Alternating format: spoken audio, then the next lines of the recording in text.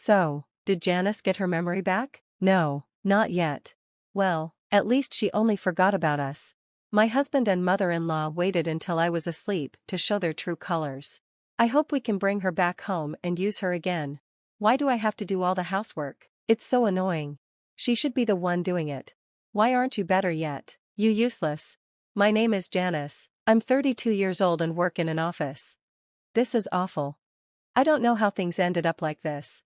Then, I heard a familiar voice and slowly opened my eyes.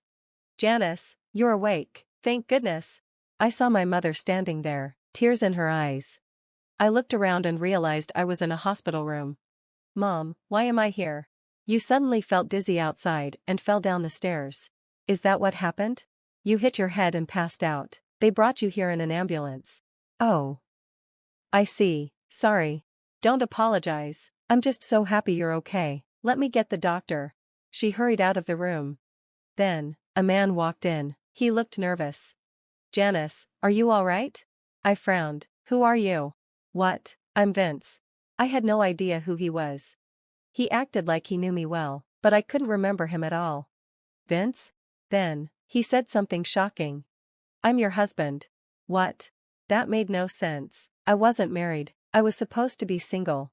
You really don't remember me?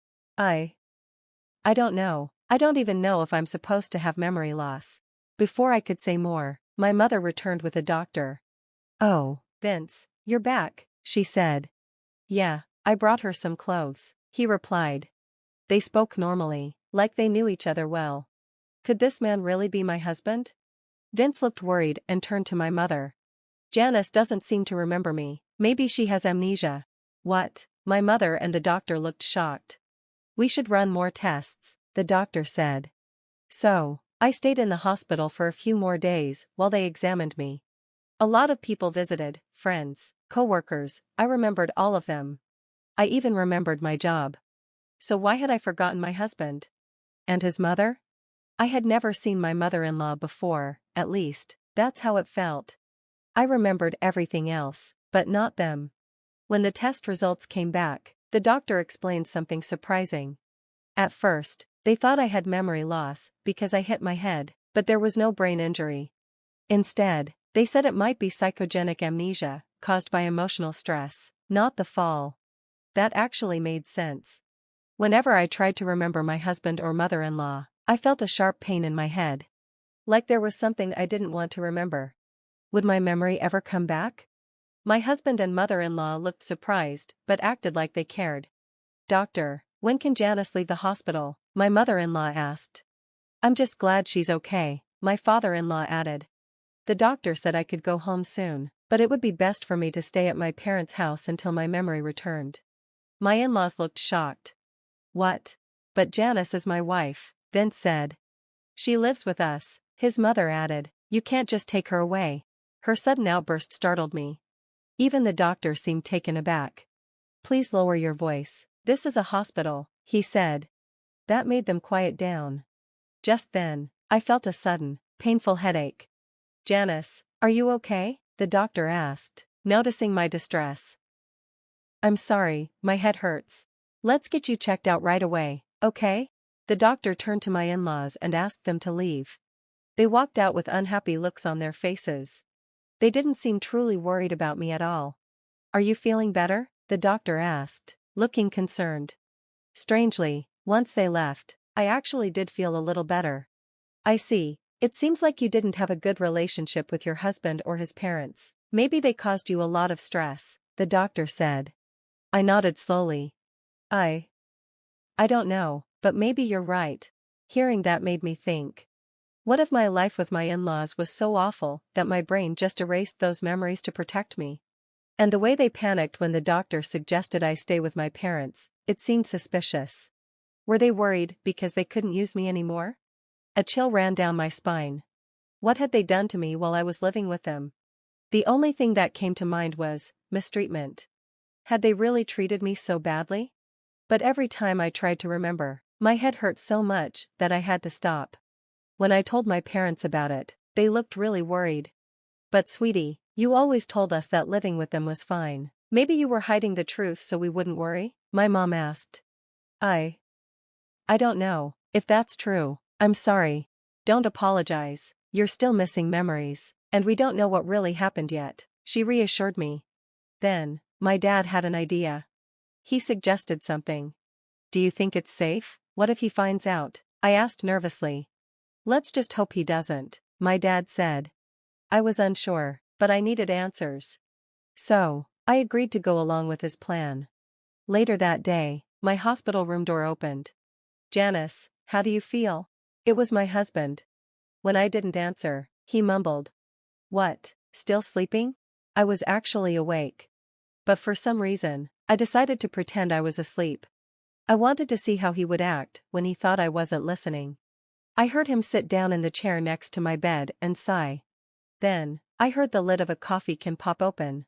He took a long sip, and the sound of him drinking filled the room. I took a deep breath and stayed still. Then, the door opened again. I thought my husband had left. But instead, someone else walked in. Vince, you got here first? Oh, is Janice asleep? Yeah, she's been sleeping since I arrived. Are her parents here?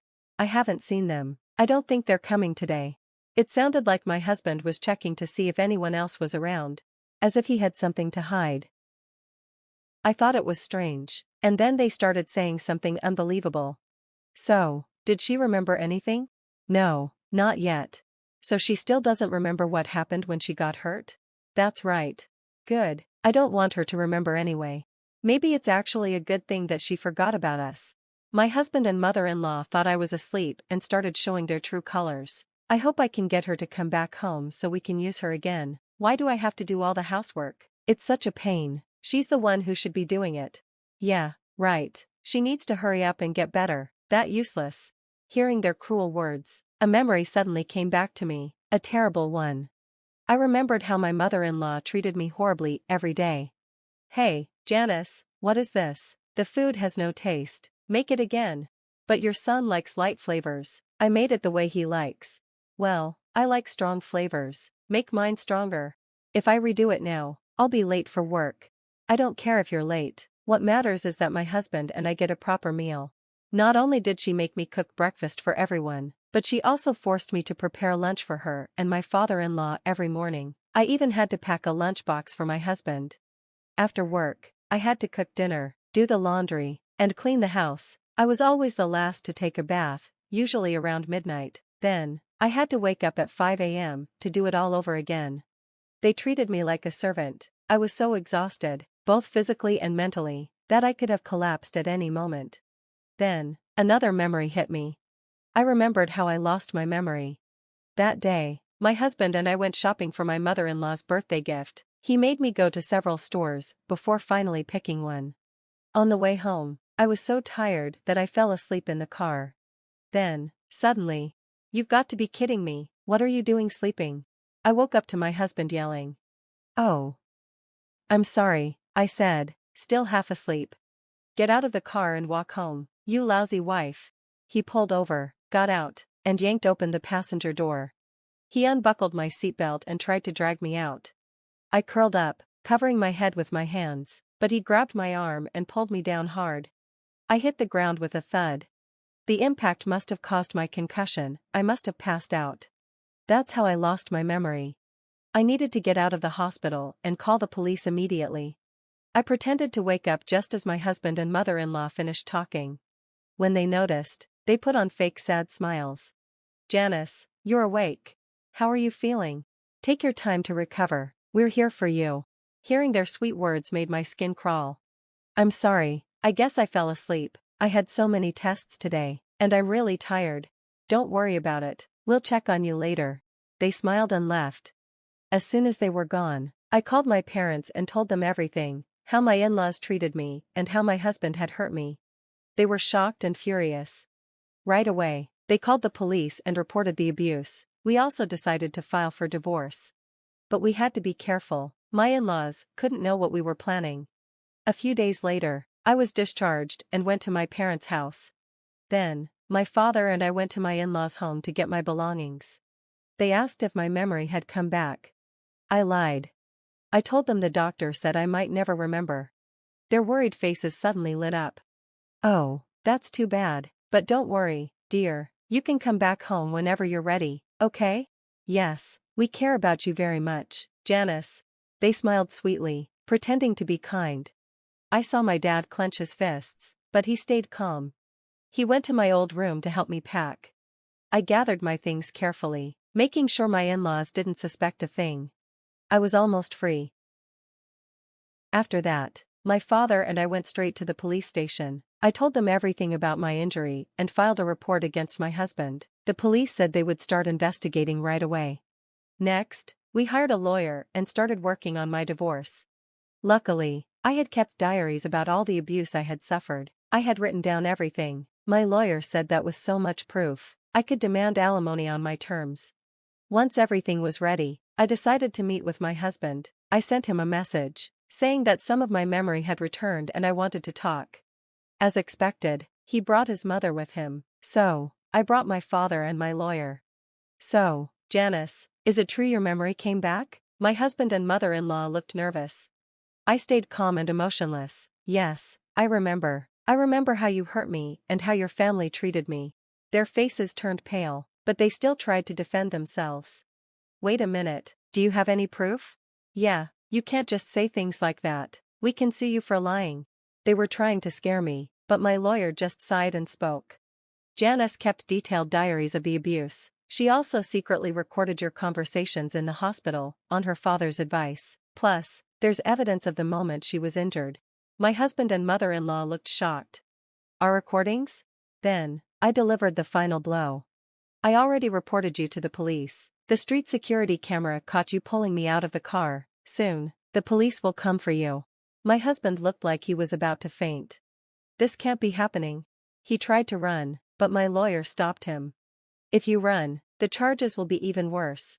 He collapsed to his knees. His mother stood frozen, her face pale. I'm divorcing you, and you will pay me for everything you put me through. Not long after, the divorce was finalized. My ex-husband was arrested for assault. His money was gone, and his parents had to pay a fine. He lost his job and was left completely alone. Meanwhile, I returned to work, got promoted to manager, and started saving and investing wisely. I don't want to be in a relationship anytime soon. Instead, I plan to travel with my parents and spend more time with my family.